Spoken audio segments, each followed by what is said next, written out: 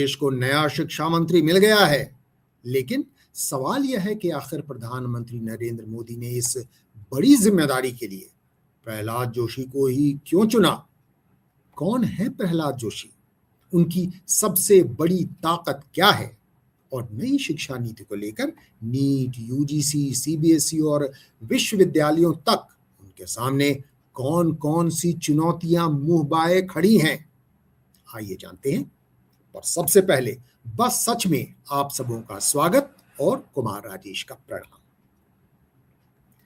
Prahlad Venkatesh Joshi Bharatiya Janata party के उन नेताओं में गिने जाते हैं जो लो प्रोफाइल लेकिन हाई परफॉर्मेंस शैली के लिए जाने जाते हैं। कर्नाटक के विजयपुर में 17 नवंबर 1962 को जन्मे प्रहलाद जोशी पिछले 2 दशकों से राष्ट्रीय राजनीति का अहम चेहरा रहे हैं। वे 2004 से लगातार 5 बार कर्नाटक के धारवाड़ लोकसभा क्षेत्र से सांसद चुने गए हैं। इससे पहले वे भाजपा के कर्नाटक प्रदेश अध्यक्ष भी रह चुके हैं और राज्य में पार्टी के विस्तार में उनकी महत्वपूर्ण भूमिका रही है।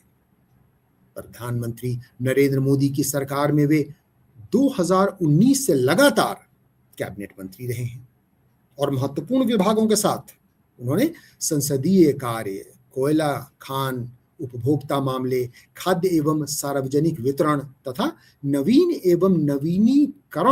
नवीकरण ऊर्जा, अंग्रेजी में न्यू एंड रिन्यूएबल एनर्जी जैसे महत्वपूर्ण मंत्रालय संभाल रहे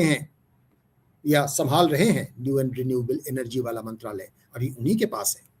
संसदीय कार्य मंत्री के रूप में उनकी सबसे बड़ी पहचान रही विपक्ष और सरकार के बीच तालमेल बनाकर महत्वपूर्ण विधेयकों को पारित कराना। अनुच्छेद 370 हटाने से लेकर महिला आरक्षण विधेयक जैसे कई बड़े कानूनों के दौरान उनकी महत्वपूर्ण भूमिका रही है, जो कि चर्चित रही है।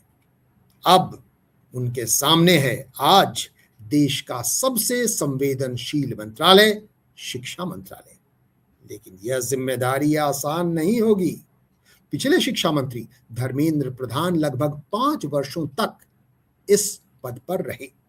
ऐसे में प्रहलाद जोशी को न केवल उस काम को आगे बढ़ाना है, बल्कि कई नई चुनौतियों से भी उन्हें निपटना होगा, जैसे राष्ट्रीय शिक्षा नीति NEP का प्रभावी क्रियान्वयन, नीट, NEET, CUET और अन्य राष्ट्रीय परीक्षाओं की पूरी पारदर्शिता के साथ उनका संचालन करना, ये सुनिश्चित करना कि पेपर लीक न हो।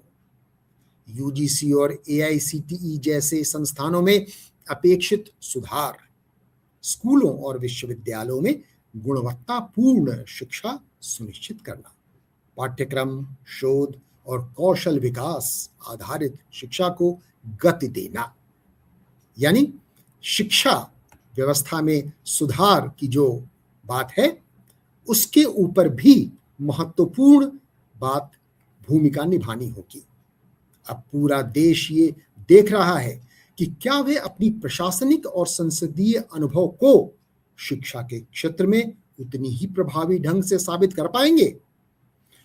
और सबसे बड़ा सवाल कि क्या पेपर लीक पर लगाम कस पाएंगे? क्या आपको लगता है कि प्रहलाद जोशी भारत की शिक्षा व्यवस्था में जरूरी बदलाव ला पाएंगे? तो अपनी राय कमेंट बॉक्स में यहाँ नीचे लिखिए। अगर वीडियो पसंद आया हो तो लाइक करें, चैनल बस को सब्सक्राइब करें और बेल आइकन दबाना न भूलें। नमस्कार। For more such videos, please like, comment, subscribe our YouTube channel.